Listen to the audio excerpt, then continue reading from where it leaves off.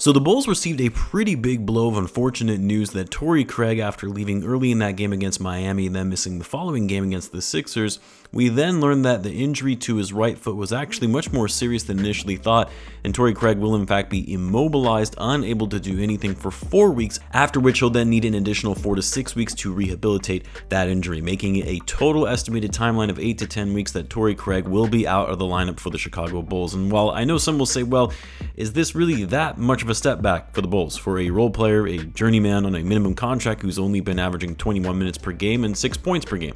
Missing Torrey Craig for that amount of time is actually a bigger deal than you think, and we'll discuss why in this video, but also the positives that could come from it in the form of minutes and opportunities to some of the Bulls' younger players. So what's going on, everyone? You're listening to Bulls Central here. Hope you're all doing well.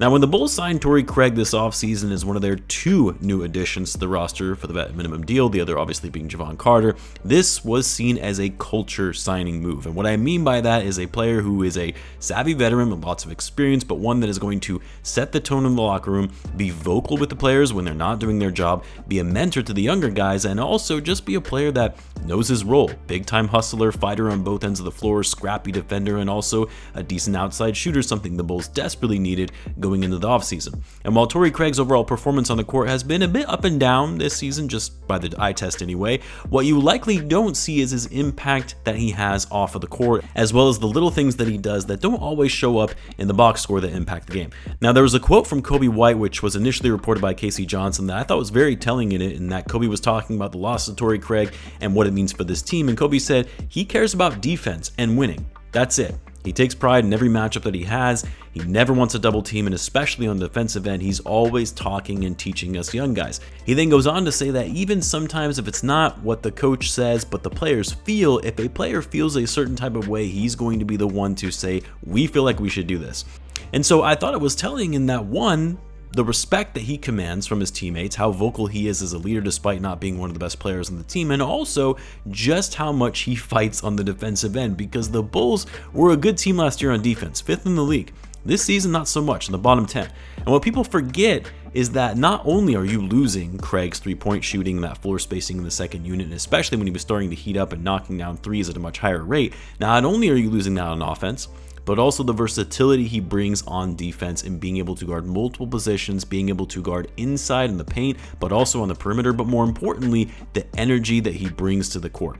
One thing worth noting is that the Bulls are one of the better offensive rebounding teams in the NBA so far this season, currently ranked 8th in the league in offensive boards, a team that was 28th on the offensive glass last season and terrible when it came to second chance points.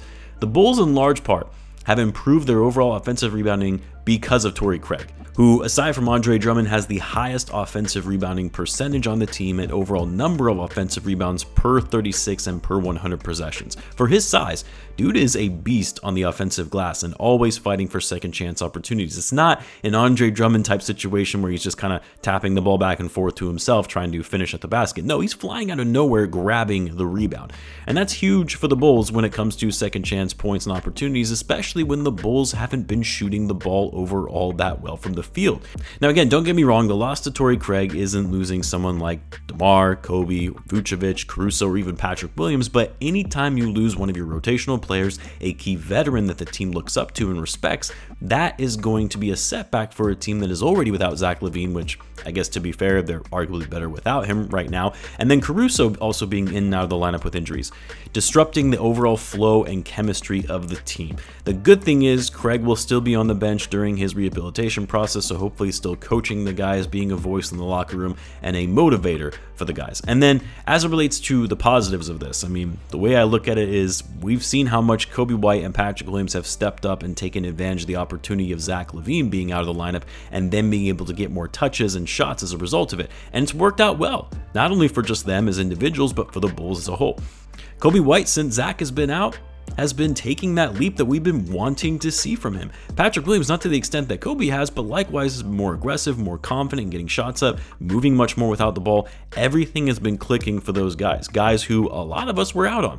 And so when someone goes down with an injury and they're going to have to miss significant time, who's going to step up and take advantage of that opportunity, getting that experience and finding minutes that they would have otherwise never gotten? And with Torrey Craig being out, you'd have to think this is going to impact two guys the most in making up for those minutes, and that's Dalen Terry and Julian Phillips. Patrick Williams as well, because this effectively makes him the only 4 on the team yet again, but he's already been reinserted back into the starting lineup and is really there to stay. But it may mean a few extra minutes for Pat here and there if Billy Donovan isn't trusting some of these younger guys who were out of the rotation to start the season. And while I do like seeing Dalen Terry minutes, especially when Caruso has been out, and even in just the limited minutes Terry has played, he has looked better and more confident with every passing game. Decision making has been better. He's always been a player with a high motor and plays with a lot of energy, getting the offense going quickly in transition. But I'm the most excited about what this opportunity means for Julian Phillips. Look, Julian Phillips is a very raw prospect. We all know that. Needs to put on some muscle to really go toe-to-toe with players in the league, needs to work on his jump shot, needs to work on his overall decision-making on offense, but I firmly believe Phillips has a lot of potential because of how long and versatile he is as a defender, another hustle player, very athletic, and is quick at getting to the basket. If this injury to Torrey Craig can mean more meaningful minutes to Julian Phillips and he capitalizes on that, that's a win in my book, because like it or not, the Bulls do need to start thinking about their future and which players have legitimate potential to be a part of that future and which ones don't. And the only way you're truly going to be able to see that is if you let the guys play, not garbage time minutes, not assigning them to the G League and just having them dominate down there. You need to give them real high stakes NBA minutes to see how they fare and see if you have something with these younger players. Otherwise, they're never going to develop just sitting on the bench all season. Yeah, they'll be able to watch and get experience by understanding the game better, learning from the veterans, but the best way to develop your players is letting them play. And my hope is that we see this unfortunate injury to the Bulls and Torrey Craig be an opportunity where we can get to see Julian Phillips and what kind of player he is and maybe prioritize his development a little bit more for the future.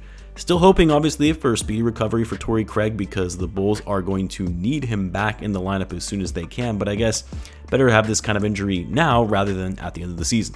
Anyway, let me know your guys' thoughts on the news to Torrey Craig. Let me know in the comments. As always, be sure to subscribe, and I will see you in the next one.